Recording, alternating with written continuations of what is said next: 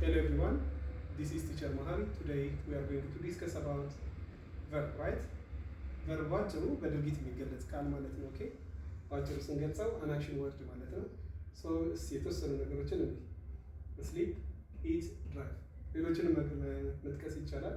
ሶ ይሄን verb ከዚህኛው ቃል ጋር ያለውን ዝምድና ነው ዛሬ የምንማረው።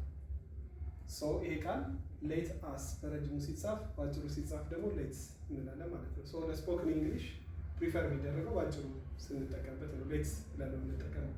ኦኬ ሌትስ ከግስ ጋር ያለውን ዝምድና ወይም ፎርም እንዴት አድርገን እናስቀምጣለን? ሌትስ ፕላስ verb one ማለት ነው። ግስ አንድ ጋር ነው አብሮ ኮዝ የሚያደርገው። ሶ ሌትስ የሚለው ቃል ትርጉሙ ባጭሩ አብረን ማለት ነው።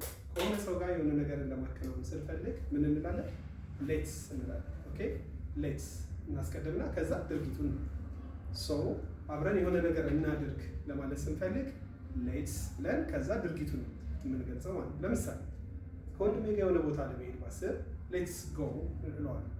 ወይም ደግሞ እንራመድ ለማለት ሌትስ ዎክ፣ እንስራ ሌትስ ወርክ፣ እንጫወት ሌትስ ፕሌይ፣ እንደንስ ሌትስ ዳንስ፣ እናጥና ሌትስ ስተዲ እያለ ይቀጥላል። ስለዚህ ሌትስ ከማን ጋር ነው አብሮ የሚሄደው? ከግስ አንድ ጋር ነው።